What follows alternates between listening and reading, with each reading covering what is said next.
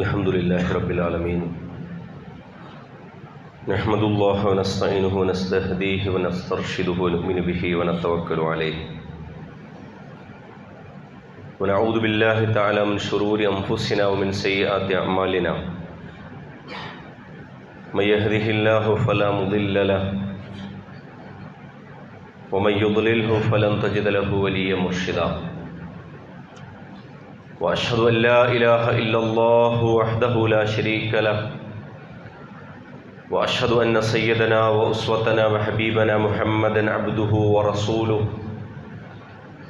أرسله بالهدى ودين الحق ليظهره على الدين كله ولو كره المشركون اللهم صل على محمد وعلى آل محمد كما صليت على إبراهيم وعلى آل إبراهيم وبارك على محمد وعلى آل محمد كما باركت على إبراهيم وعلى آل إبراهيم في العالمين إنك حميد مجيد أما بعد فإن أصدق الحديث كلام الله وأصدق الهدي هدي محمد صلى الله عليه وسلم وشر الأمور محدثاتها وكل محدثة بدعة وكل بدعة ضلالة وكل ضلالة في النار عباد الله وإماء الله أوصيكم وإياي أولا بتقوى الله يا أيها الذين آمنوا اتقوا الله حق تقاته ولا تموتن إلا وأنتم مسلمون أعوذ بالله السميع العليم من الشيطان الرجيم بسم الله الرحمن الرحيم ومن آياته أن خلقكم من تراب ثم إذا أنتم بشر تنتشرون ومن آياته أن خلق لكم من أنفسكم أزواجا لتسكنوا إليها وجعل بينكم مودة ورحمة إن في ذلك لآيات لقوم يتفكرون صدق الله مولانا العلي العظيم. സ്നേഹാദരണീയരായ വിശ്വാസികളെ, സഹോദരി സഹോദരന്മാരെ, രഹസ്യവും പരസ്യവുമായ മനുഷ്യജീവിതത്തിൻ്റെ എല്ലാ മേഖലകളിലും അല്ലാഹു റബ്ബുൽ ഇസ്സത്തിൻ്റെ വിധിവിലക്കുകൾ പാലിച്ച് തഖ്വയോടുകൂടി ജീവിക്കാൻ എന്നെയും നിങ്ങൾ ഓരോരുത്തരെയും ഉണർത്തുകയാണ്, വസിയത്ത് ചെയ്യുകയാണ്. പടച്ചതമ്പുരാൻ അവൻ്റെ സ്വാലിഹുകളും സച്ചരിതരുമായ അടിയാറുകളുടെ കൂട്ടത്തിൽ നമ്മെല്ലാം ഉൾപ്പെടുത്തി അനുഗ്രഹിക്കുമാറാകട്ടെ. കുടുംബ ജീവിതത്തിൻ്റെ വ്യത്യസ്ത തലങ്ങളെക്കുറിച്ചാണ് നമ്മൾ സംസാരിച്ച് പോയിക്കൊണ്ടിരിക്കുന്നത്. അല്ലാഹു സുബ്ഹാനഹു വ തആല ഈ ലോകത്ത് മനുഷ്യരെല്ലാം വളരെ കൃത്യമായ പ്ലാനിങ്ങോടുകൂടി, ഉദ്ദേശ്യത്തോടു കൂടിയാണ് പടച്ചു വിട്ടിട്ടുള്ളത് എന്നാണ് അല്ലാഹ് വിശുദ്ധ ഖുർആനിൽ പറയുന്നത്. അഫഹസിബതും അന്നമാ ഖലഖ്നാകും അബസ വഅന്നകും ഇലൈനാ ലാ തുർജഊൻ. അഫഹസിബതും, നിങ്ങൾ കരുതുന്നുണ്ടോ, അന്നമാ ഖലഖ്നാകും അബസൻ, നിങ്ങളെ നാം വെറുതെ ഒരു നേരം പോക്കിന് സൃഷ്ടിച്ചതാണ് എന്നാരെങ്കിലും കരുതുന്നുണ്ടോ? വഅന്നകും ഇലൈനാ ലാ തുർജഊൻ, നിങ്ങളൊക്കെ തിരിച്ച് എൻ്റെ അടുത്തേക്ക് വരേണ്ടവരാണ്, അതല്ലെങ്കിൽ വരില്ല എന്നാർക്കെങ്കിലും നിങ്ങളിൽ വിചാരമുണ്ടോ? അപ്പോൾ രണ്ട് വിഷയങ്ങളാണ് അവിടെ ഉള്ളത്. ഒന്ന്, ജീവിതം അബസല്ല. അബസ് എന്ന് പറഞ്ഞാൽ അറബി ഭാഷയിൽ നമ്മൾ കടപ്പുറത്തൊക്കെ പോകുമ്പോൾ കുട്ടികൾ മണലിൽ എന്തെങ്കിലുമൊക്കെ എഴുതി വെക്കും, അതല്ലെങ്കിൽ കുറച്ച് മണൽ കൊണ്ട് എന്തെങ്കിലും ശില്പമൊക്കെ ഉണ്ടാക്കും. അത് തിര വന്ന് കൊണ്ടുപോകുന്നതിന് വേണ്ടിയിട്ടാണ് അതുണ്ടാക്കി വെക്കുന്നതും എഴുതി വെക്കുന്നതും തന്നെ. അങ്ങനെ ഉടനെ തന്നെ നശിച്ചു പോകാനും ഉടനെ തന്നെ അതിന് പ്രത്യേകമായൊരു ലക്ഷ്യമൊന്നുമില്ല. ഒരു കളിതമാശ. ഇപ്പോൾ ഒരു കളിതമാശയായി പടച്ചോൻ ഒരു നേരം പോക്കിന് വേണ്ടിയിട്ട് നിങ്ങളെയൊക്കെ പടച്ചു എന്നാണോ നിങ്ങൾ ഈ ജീവിതത്തെക്കുറിച്ച് കരുതുന്നത്? വഅന്നകും ഇലൈനാ ലാ തുർജഊൻ. ആളുകളൊക്കെ ഇങ്ങനെ വയസ്സായി മരണപ്പെട്ടു പോയി അതോടുകൂടി എല്ലാ അധ്യായവും ക്ലോസായി എന്നാണോ കരുതുന്നത്? അല്ലല്ലോ, നിങ്ങൾ തിരിച്ചു വിളിക്കപ്പെടും. ഈ രണ്ട് ആശയങ്ങളെയും മുന്നിൽ വെച്ച് ജീവിതത്തെ സമീപിക്കുക എന്നുള്ളത് മനുഷ്യ ജീവിതത്തിൻ്റെ ഏതൊക്കെ ഭാഗങ്ങളുണ്ടോ അവിടെയെല്ലാം സുപ്രധാനമായ രണ്ട് വിഷയങ്ങളാണ്. അത് മാതാവാകട്ടെ, പിതാവാകട്ടെ, മക്കളാകട്ടെ, ഇണതുണകൾ എന്ന് നമ്മൾ പറയുന്ന ഭാര്യാഭർത്താക്കന്മാരാകട്ടെ, തങ്ങളുടെ റോളുകൾ നിർവഹിക്കുന്നിടത്ത് അള്ളാഹുവിന് മുമ്പിൽ തങ്ങൾ തിരിച്ചു ചെല്ലുന്നവരാണ് എന്ന ഈ ബോധത്തെ സ്ഥാപിച്ചുകൊണ്ട് മാത്രമാണ് മനുഷ്യൻ എന്ന ഉത്തരവാദിത്ത നിർവഹണം ഏറ്റെടുക്കാൻ സാധിക്കും. നമ്മുടെ നാട്ടിൽ ഇന്ന് കണ്ടുകൊണ്ടിരിക്കുന്ന പല പ്രശ്നങ്ങൾ എന്നുള്ളതിനേക്കാൾ പ്രവണതകൾ എന്ന് പറയുന്നതാണ് നല്ലത്. കാരണം അവരതിനെക്കുറിച്ച് പ്രശ്നം എന്ന് കരുതുന്നില്ല. ഈ പ്രവണതകളിൽ പലതിലും നേരത്തെ നമ്മൾ ഈ സീരീസിൽ ആദ്യ ഖുത്ബയിൽ പറഞ്ഞതുപോലെ എവിടെയാണ് പടച്ചവൻ എന്നെ ഒരു വ്യക്തി എന്നുള്ള നിലയ്ക്ക് എന്നെ ഏൽപ്പിച്ച ഡ്യൂട്ടി, അത് ഭാര്യയാകട്ടെ ഭർത്താവാകട്ടെ, ഇത് ചെയ്യുന്നതിൽ ഞാൻ എവിടെയാണ് പടച്ചവനെ ഞാൻ വെക്കുന്നത്, പടച്ചവന് ഞാൻ കൊടുക്കുന്ന സ്ഥാനമെന്ന്? ഇത് അതിപ്രധാനമായ ഒരു ആലോചനയാണ്. ഇതേ ആശയം വരുന്ന സൂറത്തു റൂമിലെ ആയത്താണ് ഞാൻ ഖുത്ബയുടെ ആമുഖത്തിൽ ഓതി വെച്ചത്. വമിൻ ആയാതിഹി അൻ ഖലഖക്കും, അള്ളാഹുവിൻ്റെ അപാരമായ ദൃഷ്ടാന്തത്തിൽപ്പെട്ടതാണ് അൻ ഖലഖക്കും മിൻ തുറാബ്, നിങ്ങളെ മണ്ണിൽ നിന്ന് പടച്ചോൻ സൃഷ്ടിച്ചു. നിങ്ങളുടെ ആദി പിതാവിനെ അതിൻ്റെ നേർസാക്ഷ്യമായി അള്ളാഹുവിൻ്റെ കൈകളാൽ പടച്ചു എന്ന് പറയുന്നുണ്ട്. എൻ്റെ റൂഹ് അവനിലേക്ക് ഊതി എന്നുള്ള വേറൊരു ഭാഗത്ത് പറയുന്നത്. സുമ്മ ഇദാ അൻതും ബശറുൻ തൻതശിറൂൻ. നമ്മൾ ആലോചിച്ച് നോക്കൂ, അള്ളാഹുവിൻ്റെ അപാരമായ അത്ഭുതമല്ലേ, അള്ളാഹു കാണിച്ച മഹാ അമ്പരപ്പുള്ള ദൃഷ്ടാന്തമാണല്ലോ. ആദ്യമായൊരു മനുഷ്യനെ പടച്ചു. ആ മനുഷ്യരെ പടയ്ക്കുന്നത് പോലെയല്ല പിന്നെ മനുഷ്യരെ പടച്ചത്. പിന്നെ അതിനൊരു തുടർച്ച ഉണ്ടാക്കുകയാണ് ചെയ്തത്. എല്ലാവരെയും ആദം നബി അലൈഹി ഇസ്ലാമെ ഉണ്ടാക്കുന്നത് പോലെയുള്ള പ്രൊസീജറല്ല. പിന്നീട് ഈ ലോകത്ത് വരുന്ന ആളുകൾക്കൊക്കെ ഒരു ഉമ്മയും ബാപ്പയും ഉണ്ടാവുക എന്നൊരു തുടർച്ചയിൽ അള്ളാഹു സുബ്ഹാനഹു വ തആല ഈ ലോകത്തൊരു ക്രമം സൃഷ്ടിച്ചു. എന്നിട്ട് അള്ളാഹ് പറയാണ്, ഈ ക്രമത്തിന് വേണ്ടി അള്ളാഹു സുബ്ഹാനഹു വ തആല ഈ ലോകത്ത് ആണിനെയും പെണ്ണിനെയും പടച്ചു. അത്ഭുതകരമായൊരു കാര്യമാണ്. ഈ ആണും പെണ്ണും അവർ തമ്മിലുള്ള ആകർഷണവും അഭിനിവേശവും ഇല്ല എങ്കിൽ ഈ ലോകത്തിൻ്റെ മുന്നോട്ട് പോക്ക് യഥാർത്ഥത്തിൽ വളരെ സങ്കീർണമാകുമായിരുന്നു. അതുകൊണ്ട് ഈ ലോകത്ത് വമിൻ ആയാതിഹി, അള്ളാഹുവിൻ്റെ അപാരമായ അനുഗ്രഹങ്ങളിലും ദൃഷ്ടാന്തങ്ങളിലും പെട്ടതാണ് എന്ത്? അൻ ഖലഖ ലക്കും മിൻ അൻഫുസിക്കും അസ്വാജ, നിങ്ങളിൽ നിന്ന് തന്നെ ഇണകളെ പടച്ചു. ജോഡികളെ അള്ളാഹു സൃഷ്ടിച്ചു. ആണിനെയും പെണ്ണിനെയും പരസ്പരം പൂരകങ്ങളാക്കി ഈ ലോകത്തെ ദമ്പതികളാക്കി അള്ളാഹു പടച്ചു. ലിതസ്കുനു ഇലൈഹ, അതിൻ്റെ ലക്ഷ്യങ്ങൾ അള്ളാഹ് പറയാണ്. എന്തിനാണ് നമുക്കൊക്കെ ഉള്ളത് ഇപ്പോൾ കുടുംബമാണ്. നമ്മളൊക്കെ വരുന്നത് വീട്ടിൽ നിന്നാണ്, ഇനി തിരിച്ചു പോകുന്നത് വീട്ടിലേക്കാണ്. ഒരു പരിധിവരെ എല്ലാവരും ഈ കുടുംബജീവിതം കൊണ്ട് നടക്കുന്ന ആളുകളാണ്. പക്ഷെ കുടുംബജീവിതത്തിൻ്റെ മൗലികമായ ലക്ഷ്യം എന്താണ്? ലിതസ്കുനു ഇലൈഹ, നിങ്ങൾക്ക് സുക്കൂനുണ്ടാകാൻ, നിങ്ങൾക്ക് സക്കീനത്തുണ്ടാകാൻ, നിങ്ങൾക്ക് സ്വസ്ഥതയും ശാന്തതയും അതുപോലെ തന്നെ ഒരു തണുപ്പും നിങ്ങൾക്ക് ഫീൽ ചെയ്യാൻ. വജഅല ബൈനക്കും മവദ്ദത്തൻ വറഹ്മ, അതിനുവേണ്ടി അല്ലാഹു സുബ്ഹാനഹു വ തആല നിങ്ങൾക്കിടയിൽ രണ്ട് വസ്തുക്കളെ നിറച്ചു വെച്ചു. ഒന്ന് മവദ്ദത്താണ്, നിറയെ സ്നേഹം. നിങ്ങൾക്കിടയിൽ, മനുഷ്യർക്കിടയിൽ ഈ ആണും പെണ്ണും തമ്മിലുള്ള വികാരത്തിൽ ആദ്യത്തെ ഭാഗം തന്നെ പ്രകടിപ്പിക്കുന്ന സ്നേഹമാണ്. ഈ പ്രകടിപ്പിക്കുന്ന സ്നേഹം മനുഷ്യ ജീവിതത്തിൽ പ്രത്യേകിച്ചും ദാമ്പത്യ ജീവിതത്തിന് ആവശ്യമാണ്. പക്ഷെ ആ സ്നേഹം മാത്രം മതിയാകുമോ? മതിയാകാതെ വരും. കാരണം സ്നേഹം പ്രകടിപ്പിക്കാൻ പറ്റാത്ത ഘട്ടങ്ങൾ, പ്രത്യക്ഷത്തിൽ പ്രകടിപ്പിക്കാൻ പറ്റാത്ത ഘട്ടങ്ങളും ജീവിതത്തിൻ്റെ ഭാഗമാണ്. അതുകൊണ്ട് വറഹ്മ, അള്ളാഹു നിങ്ങൾക്കിടയിൽ കരുണയും ഉണ്ടാക്കി വെച്ചു. അപ്പൊ സ്നേഹവും കാരുണ്യവും നിങ്ങളുടെ കുടുംബ ജീവിതത്തെ മുന്നോട്ട് കൊണ്ടുപോകുന്ന രണ്ട് ഘടകങ്ങളാണ്.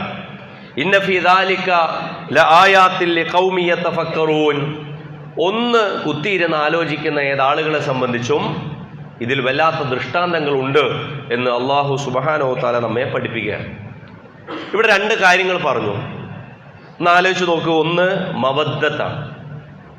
മവദ്ദത്ത് എന്നുള്ളത് വിശുദ്ധ ഖുർആനിൽ തനിച്ച് ഉപയോഗിക്കപ്പെട്ട പദപ്രയോഗമാണ്. മഹബ്ബത്ത് എന്നും അറബി ഭാഷയിൽ സ്നേഹത്തിനെ കുറിച്ച് പറയും.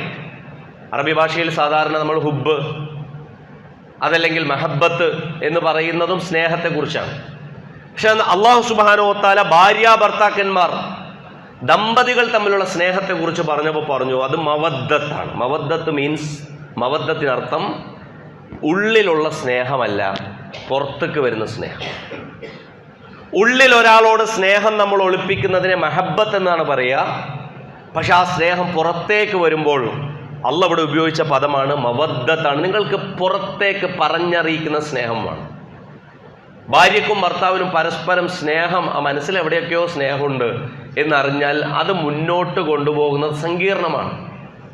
നമ്മൾ പരസ്പരം ശാഠ്യം പിടിച്ചും അതല്ലെങ്കിൽ നമ്മളുടെ വ്യക്തി ജീവിതത്തിൻ്റെ ഭാഗമായി തന്നെ നമ്മളുടെ അസുഖകരമായ സന്ദർഭങ്ങളിലൂടെ കടന്നു പോകുമ്പോൾ നമ്മൾ പറയാറുള്ള നാട്ടിലൊരു ചൊല്ലാണ്, മുഖത്ത് അരിശമുണ്ടെന്നുണ്ടെങ്കിലും എനിക്ക് മനസ്സിൽ അയാളോട് പിരിശമാണ്. അതായത് മുഖത്ത് ഞാൻ കാട്ടുന്നതൊന്നല്ല, എനിക്ക് എൻ്റെ മക്കളോട് സ്നേഹമാണ്, എൻ്റെ ഭാര്യയോട് സ്നേഹമാണ്, എൻ്റെ ഭർത്താവിനോട് ശരിക്കും സ്നേഹമാണ്. പക്ഷെ മുഖത്ത് ഇങ്ങനെ സ്നേഹം പ്രകടിപ്പിക്കുന്നില്ല എന്നേ ഉള്ളൂ. പക്ഷെ എന്നാൽ അള്ളാഹ് പറയുന്നു, റസൂലുള്ളാഹി സ്വല്ലല്ലാഹു അലൈഹി വസല്ലം തന്നെ പ്രത്യേകിച്ച് പറയുന്നു, സ്നേഹം നിങ്ങൾ പറഞ്ഞറിയിക്കേണ്ടതാണ്. അന ഉഹിബ്ബുക എന്നുള്ളത്, ഐ ലവ് യു എന്നുള്ളത് നാട്ടുകാരോട് മുഴുവൻ പറയുകയും എന്നാൽ എല്ലാവർക്കും സ്നേഹത്തിൻ്റെ ചിഹ്നങ്ങളും ഇമോജികളൊക്കെ അയച്ചു കൊടുക്കുകയും സ്വന്തം അടുത്ത് നിൽക്കുന്ന മനുഷ്യന്മാർക്ക് ആ സ്നേഹം ഒന്ന് വാച്യമായി നാവിനാലോ അതല്ലെങ്കിൽ പ്രകടനത്താലോ മനസ്സിലാക്കാൻ പറ്റാതിരിക്കുകയും ചെയ്യുന്ന വല്ലാത്ത ദുരവസ്ഥയുള്ള കാലമാണ്.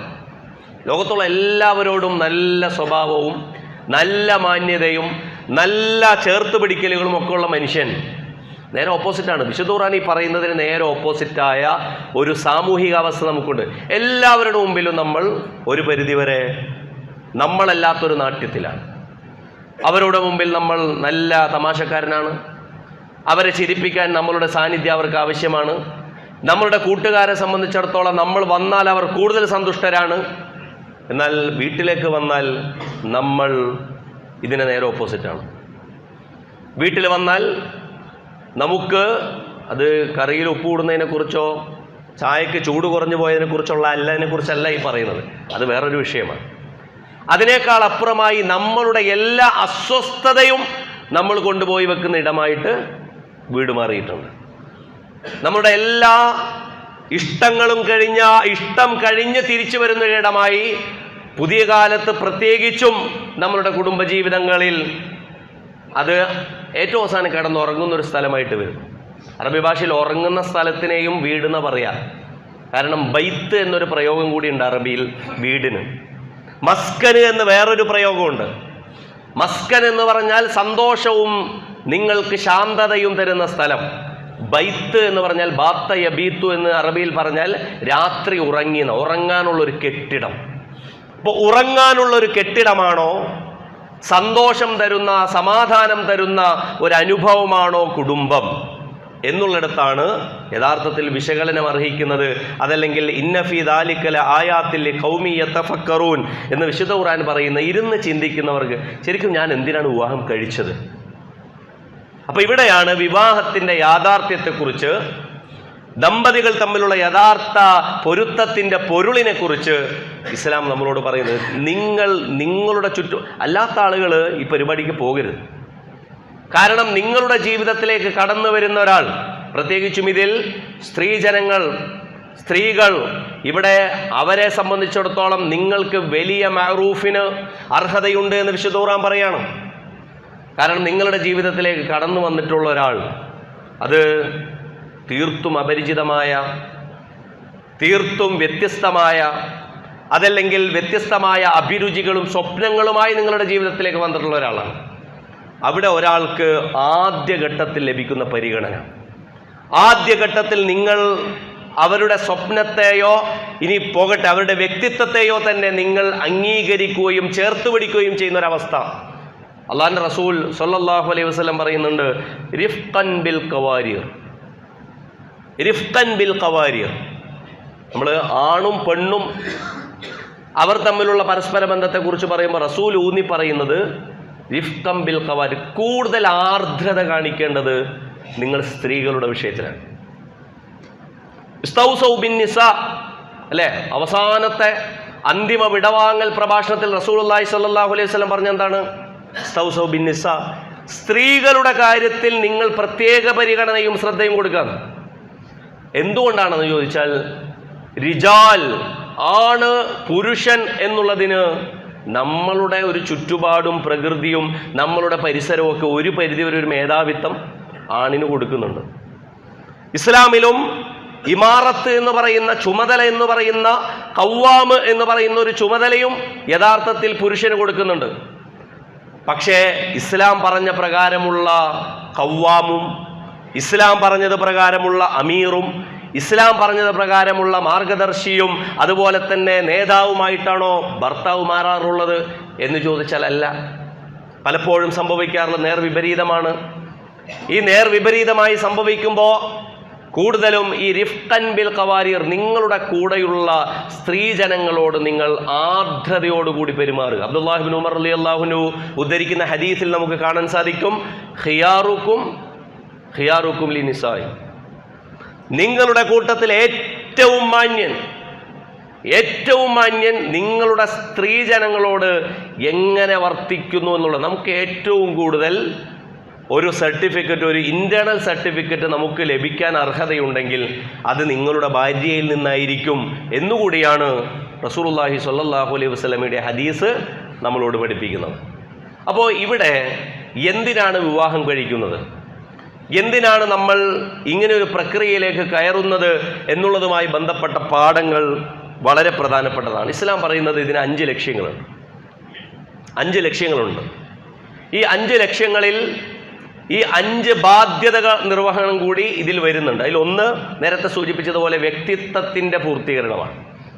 ഒരു മനുഷ്യൻ എന്നുള്ള നിലയിൽ ഒരു വ്യക്തി പൂർത്തിയാകുന്നത്, ഞാനൊരു 100% ഒരു മനുഷ്യൻ എന്നുള്ള നിലയിലേക്കുള്ള ഒരു പൂർണ്ണതയിലേക്ക് കയറുന്നത്, ഇനി എത്ര ഒരാൾക്ക് നല്ല ക്വാളിറ്റി ഉണ്ട് എന്ന് പറഞ്ഞാലും വിവാഹം കഴിക്കാത്തൊരു മനുഷ്യനും വിവാഹം കഴിച്ച ഒരു മനുഷ്യനും തമ്മിൽ അവർ പ്രായവ്യത്യാസം ഉണ്ടാകട്ടെ, വിവാഹം കഴിക്കാത്ത ഒരാളാണെങ്കിൽ അയാൾക്ക് ജീവിതത്തിൽ ഒരു പരിചയക്കമ്മിയും അനുഭവക്കമ്മിയും ഉണ്ടാകും. എന്നാൽ വിവാഹം കഴിച്ച ഒരാളെ സംബന്ധിച്ചിടത്തോളം താരതമ്യേന അയാൾക്ക് മറ്റൊരാളേക്കാൾ അനുഭവ കമ്മിയൊക്കെ കുറവുണ്ടെന്നുണ്ടെങ്കിൽ വിവാഹ ജീവിതത്തിലൂടെ മുന്നോട്ട് പോയി അയാൾ ജീവിതത്തിൽ വരുത്തുന്ന കുറേ ചിട്ടകളുണ്ട്, അയാളുടെ ജീവിതത്തിൽ വരുന്ന ചില അച്ചടക്കങ്ങളുണ്ട്, അയാളുടെ ജീവിതത്തിൽ വരുന്ന ചില നോട്ടത്തെയും വിചാരത്തെയും സംബന്ധിച്ച അദബുകളുണ്ട്. വളരെ പ്രധാനപ്പെട്ട കാര്യമാണത്. അതായത് കണ്ണിന്, കാഴ്ചക്ക്, നിങ്ങളുടെ മനസ്സിന്റെ വിചാരങ്ങൾക്ക്, അതുപോലെ തന്നെ നിങ്ങളുടെ സാമ്പത്തികമായ അച്ചടക്കത്തിന് ഇതടക്കം ഇസ്ലാം പറയുന്നു അത് അഹ്സനുലിൽ ഫറജ്, അഗള്ളുലിൽ ബസർ വ അഹ്സനുലിൽ ഫറജ്. നിങ്ങളുടെ ഗുഹ്യാവയവത്തെ നിങ്ങൾ സംരക്ഷിക്കുന്നതുമായി ബന്ധപ്പെട്ടും നിങ്ങളുടെ കണ്ണുകളെ നിങ്ങൾ താഴ്ത്തുന്നതുമായി ബന്ധപ്പെട്ടും നിങ്ങൾക്ക് ഏറ്റവും സുരക്ഷിതമായതാണ്. വിവാഹം കഴിച്ചിട്ടും ആ ലക്ഷ്യം നേടിയിട്ടില്ല എന്നുണ്ടെങ്കിൽ, ഇതാണല്ലോ ഇതൊക്കെ നമ്മൾക്ക് വിവാഹം കഴിച്ച ആളുകളായിരിക്കും ഇവിടെ, ഇനി വിവാഹം കഴിക്കാനുള്ളവരുമായിരിക്കും. പക്ഷെ യഥാർത്ഥത്തിൽ വിവാഹം കഴിച്ചത് എന്തിനാണ്? നിങ്ങളുടെ ചാരിത്രത്തെ നിങ്ങൾ സംരക്ഷിക്കാനാണ്, നിങ്ങളുടെ കണ്ണിനെ താഴ്ത്താനാണ്. ഇത് യാഥാർത്ഥ്യമാക്കുന്നിടത്ത് എൻ്റെ വിവാഹം വിജയിക്കുന്നുണ്ടോ? ഇത് ആലോചിക്കൽ വളരെ സുപ്രധാനമായൊരു കാര്യമാണ്. അങ്ങനെ വേണ്ട എന്ന പുതിയ കാലത്ത് വാദങ്ങളുണ്ട്. ആ വാദങ്ങളിൽ അതിപ്രധാനമായ ഒന്നാണ് my body is my right, my body is my choice. എൻ്റെ ശരീരം എന്നുള്ളത് എൻ്റെ അവകാശമാണ്. ഞാനങ്ങനെ കാലാകാലം ഇത്ര ആളോടൊപ്പം ജീവിച്ചോളാം എന്നൊന്നും ഞാൻ എഴുതി കൊടുത്തിട്ടില്ല. ഞാൻ വേണമെന്നുണ്ടെങ്കിൽ ഒരാഴ്ച ഇവിടെ ജീവിച്ചോളും, ഒരാഴ്ച കഴിഞ്ഞ് വേറൊരാളുടെ ബ്രേക്കപ്പ് എന്നൊക്കെയാണ് പുതിയ കാലത്ത്. ബ്രേക്കപ്പ്, ഡൈവോഴ്സ്ഡ്, സെപ്പറേറ്റഡ്, ഇപ്പോൾ കുറേ വാക്കുകളാണ്. ഇപ്പോൾ സെപ്പറേറ്റഡ് എന്ന് പറഞ്ഞ പുതിയൊരു കാറ്റഗറി ഉണ്ട്. അതായത് ഞാൻ കല്യാണം കഴിച്ചൊക്കെ നോക്കിയ ആളാണ്, അതുകൊണ്ട് ഇപ്പോൾ ഞങ്ങൾ സെപ്പറേറ്റഡാണ്. അപ്പോൾ അങ്ങനെ ഈ വിവാഹം കഴിച്ച് നോക്കുക, എന്നിട്ട് വേണമെങ്കിൽ തുടരാമെന്നോ അതല്ലെങ്കിൽ വേണമെങ്കിൽ എനിക്ക് അവസാനിപ്പിക്കാമെന്നോ എന്നുള്ളത് പോകട്ടെ, ഞങ്ങൾക്ക് വിവാഹം എന്ന ഉടമ്പടി ഇല്ലാതെ തന്നെ ജീവിച്ചു തുടങ്ങാം. ലിവ് ഇൻ ടുഗദർ, ഞങ്ങൾ ഒരുമിച്ചൊന്ന് ജീവിച്ച് നോക്കട്ടെ. നിങ്ങളൊന്ന് ആലോചിച്ച് നോക്കൂ, ഇസ്ലാം പറയുന്നു ലൈംഗികത ഉത്തരവാദിത്തമാണ്. അവിടെയാണ് അഹ്സനുൽ ഫറജും അഅ്ലുൽ ബസറും വളരെ പ്രധാനപ്പെട്ടതാകുന്നത്. നിങ്ങൾ എന്നുള്ള നിലയിൽ മനുഷ്യരിലുള്ള ഈ ലക്കും ലഗാനുമില്ലാത്ത ലൈംഗികാഭിനിവേശം മനുഷ്യർക്ക് പൊതുവിലുള്ളതാണ്. ഈ ലോകത്ത് മനുഷ്യരെ ഏതെങ്കിലും ഒരു വിഷയത്തിൽ അള്ളാഹുവും അള്ളാഹുവിൻ്റെ റസൂലും കെട്ടിയിടാൻ ഉദ്ദേശിക്കുന്നുണ്ടെങ്കിൽ രണ്ട് കാര്യങ്ങളാണ്. ഒന്ന് നാവിൻ്റെ കാര്യത്തിലും ഒന്ന് ലൈംഗികാവയവങ്ങളുടെ കാര്യത്തിലുമാണ്. ഇന്ന് ഈ ലോകത്ത് ഏറ്റവും ട്രെൻഡിങ് ആയ ബിസിനസ്, കൊറോണ കാലത്ത് പോലും ലോകത്ത് ഒരു തടസ്സവുമില്ലാതെ, മന്ദീഭാവമില്ലാതെ ലോകത്ത് നടന്ന ഒരേ ഒരു ബിസിനസ്, ഏത് ബിസിനസ്സാണ്? അത് പൊണോഗ്രഫിയാണ്, രതിയുടെ വാഴ്ചയാണ്. നമ്മൾ ഏതെങ്കിലും കാര്യത്തിൽ ജനാധിപത്യവൽക്കരണം സാധ്യമായിട്ടുണ്ടെങ്കിൽ പൊണോഗ്രഫിയുടെ കാലത്തിലാണ് എന്നാണ് അതിനെക്കുറിച്ച് പുതിയ കാലത്തെ പഠനങ്ങൾ പറയുന്നത്. ആണും പെണ്ണും, വലുപ്പക്കാരനും ചെറുപ്പക്കാരനും എന്നല്ല കുഞ്ഞുങ്ങളും അല്ലെ. ഏറ്റവും അവസാനം നമ്മൾ കേട്ട വാർത്ത 3 ക്ലാസ്സുകാരനായ കുട്ടി 3 വയസ്സുള്ളൊരു കുട്ടിയെ ബലാത്സംഗം ചെയ്തതിനെ കുറിച്ചാണ്. ഒന്ന് ആലോചിച്ച് നോക്കണം. ഇതെങ്ങനെയാണ് എത്തുന്നതെന്ന് ചോദിച്ചാൽ അന്തശി അൽ ഫാഹിഷത്തു, ഫാഹിഷത്തിൻ്റെ, അതായത് അങ്ങേയറ്റത്തെ കൊള്ളരുതായ്മയുടെ വ്യാപനം എന്നുള്ളത് ഈ ലോകത്ത് ഇസ്ലാം വിരുദ്ധ ശക്തികൾ, അതല്ലെങ്കിൽ മനുഷ്യരിൽ തന്നെ സാമൂഹിക ദ്രോഹികൾ ഉദ്ദേശിക്കുന്ന ഒരു കാര്യമാണ്. അവിടെയാണ് ഇസ്ലാം ഇതിനെതിരെ ചെറുത്തുനിൽപ്പിൻ്റെ സന്ദേശമായി പറയുന്ന ഒരു കാര്യമാണ് ഗൗരവമുള്ള ലൈംഗികത, ഉത്തരവാദിത്തമുള്ള ലൈംഗികത. അതല്ലെങ്കിൽ അങ്ങനെയാണല്ലോ, എത്ര പേരോട് 4 പേരെ വിവാഹം കഴിക്കുന്നതിനെ കുറിച്ച് ഇസ്ലാമിൽ അനിവാര്യമായ സാഹചര്യത്താൽ അനുമതിയുണ്ട്. ആ അനുമതിയെക്കുറിച്ച് പോലും ഇസ്ലാം പറയുന്നത് അത് ഉത്തരവാദിത്തമുള്ള ഒന്നാണ്. നിങ്ങളുടെ സമ്പത്തിലും നിങ്ങളുടെ നേർക്കുനേരെ നിങ്ങളിലും തന്നെ അവകാശം വരുന്ന, അതിൽ പിറക്കുന്ന കുട്ടികൾക്ക് വരെയും അവകാശമുള്ള ഒരു ലൈംഗികതയെക്കുറിച്ചാണ് ഇസ്ലാം പറയുന്നത്. അതുകൊണ്ട് എൻ്റെ പ്രിയപ്പെട്ടവരെ, ഇസ്ലാം ഒരു വിവാഹം, ഞാനും നിങ്ങളും ഒരു വിവാഹത്തിലൊരു ഭാര്യയും ഭർത്താവുമായി പോകുന്നില്ല, മറിച്ച് പടച്ചവനോടുള്ള വലിയൊരു ജാമ്യത്തെ നമ്മൾ പൂർത്തീകരിക്കുകയാണ്. അതുകൂടി ഇതിലെ വളരെ പ്രധാനപ്പെട്ട ലക്ഷ്യം, വ്യക്തിത്വത്തിൻ്റെ പൂർത്തീകരണം. രണ്ടാമത്തേത് ദീനിൻ്റെ പൂർത്തീകരണമാണ്. ദീൻ എന്നുള്ളത് മൻ തസവ്വജ മിംറഅത്തിൻ ഫഖദ് അഹ്റസ സുലുസൈ ദീനിഹി ഫലിയത്തഖില്ലാഹ ഫി സുലുസിൽ ബാഖി. 2 ഭാഗം, ദീനിൻ്റെ 2 ഭാഗം ഒരാൾ പൂർത്തീകരിച്ചു.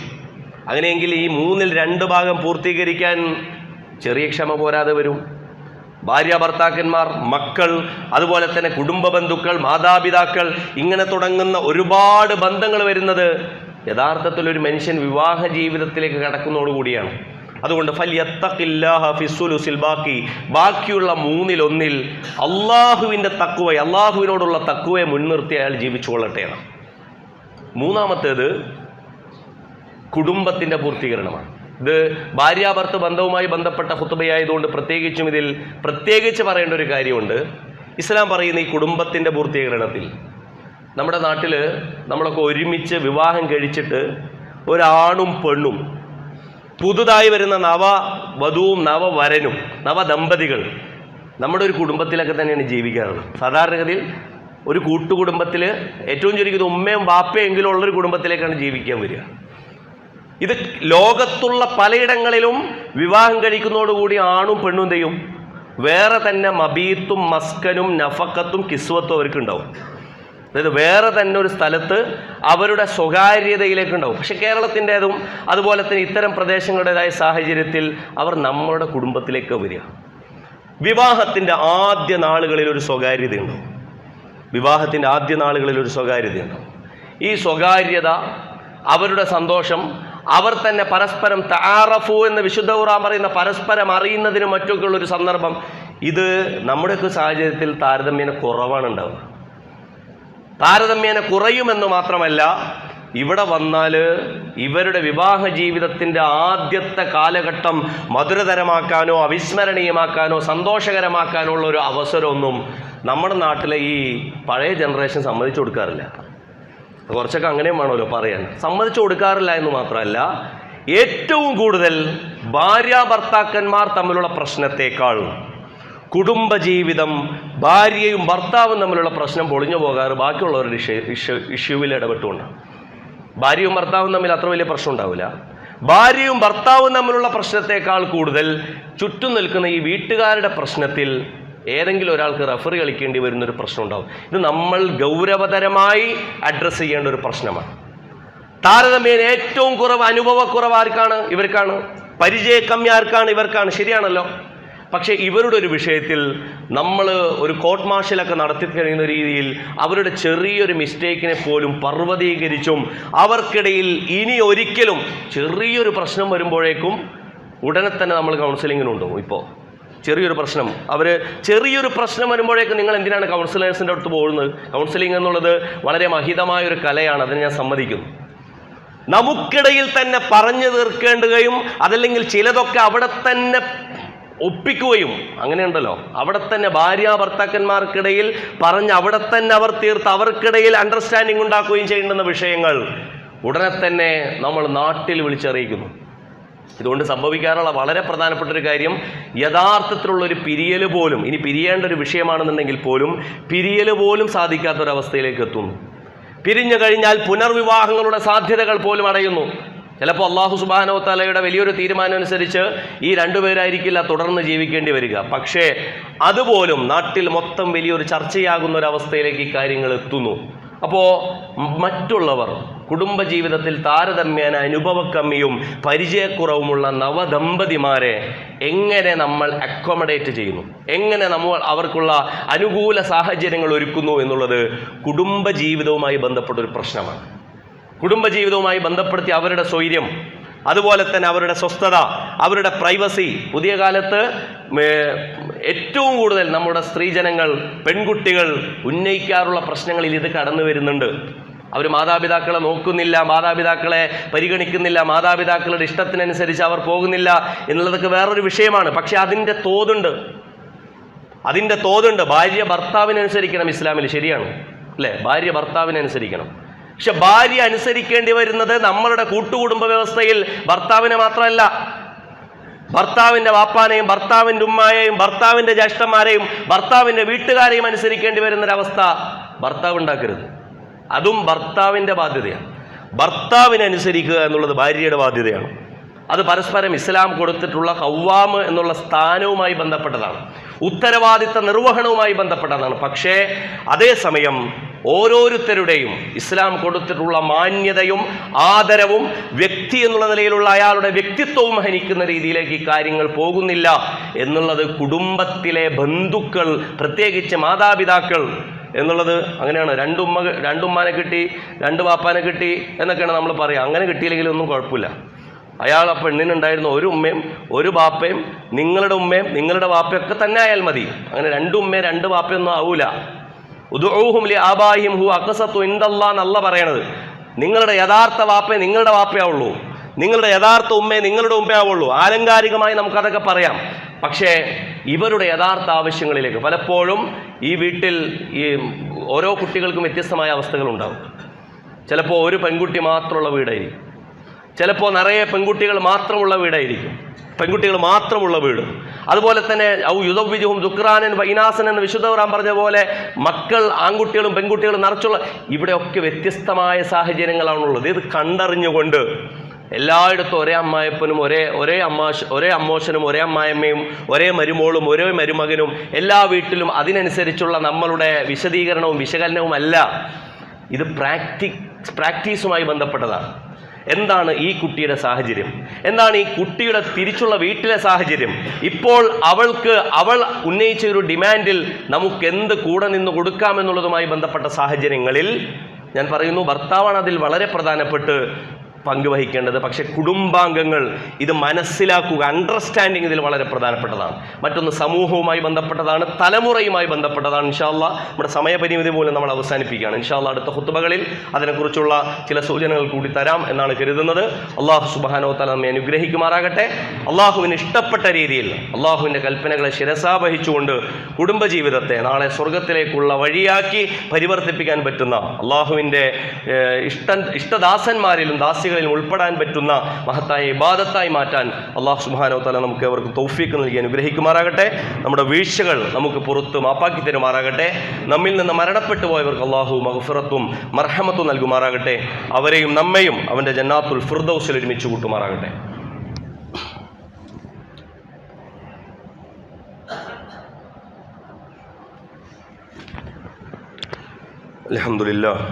അൽഹംദുലില്ലാഹി അൽ-അഹദ് അൽ-ഫർദ് അസ്-സമദ് അല്ലദീ ലം യലിദ് വലം യൂലദ് വലം യകുൽ ലഹു കുഫുവൻ അഹദ്.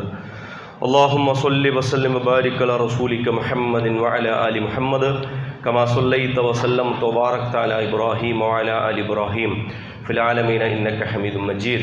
عباد الله وإماء الله، أوصيكم وإياي ثانيا بتقوى الله. يا أيها الذين آمنوا اتقوا الله حق تقاته ولا تموتن إلا وأنتم مسلمون. اللهم اغفر للمؤمنين والمؤمنات والمسلمين والمسلمات الأحياء منهم والأموات إنك مجيب الدعوات يا قاضي الحاجات. اللهم ربنا آتنا في الدنيا حسنة وفي الآخرة حسنة وقنا عذاب النار. اللهم ربنا ظلمنا أنفسنا وإن لم تغفر لنا وترحمنا لنكونن من الخاسرين. اللهم انصر إخواننا المظلومين. اللهم انصر إخواننا المستضعفين في أرض غزة. اللهم انصرهم بنصرك العزيز على القوم الكافرين. اللهم دمر أعداءنا أعداءك أعداء الدين. اللهم زلزل أقدامهم. اللهم فرق جمعهم. اللهم أقل نفوذهم وهدم حصونهم يا رب العالمين. اللهم ربنا تقبل منا إنك أنت السميع العليم وتب علينا إنك أنت التواب الرحيم. واغفر لنا يا غافر المذنبين وارحمنا بأنواع رحمتك يا أرحم الراحمين. وصلى الله تعالى على خير خلق محمد وآله وصحبه أجمعين. سبحان ربك رب العزة عما يصفون وسلام على المرسلين والحمد لله رب العالمين. قوموا للصلاة.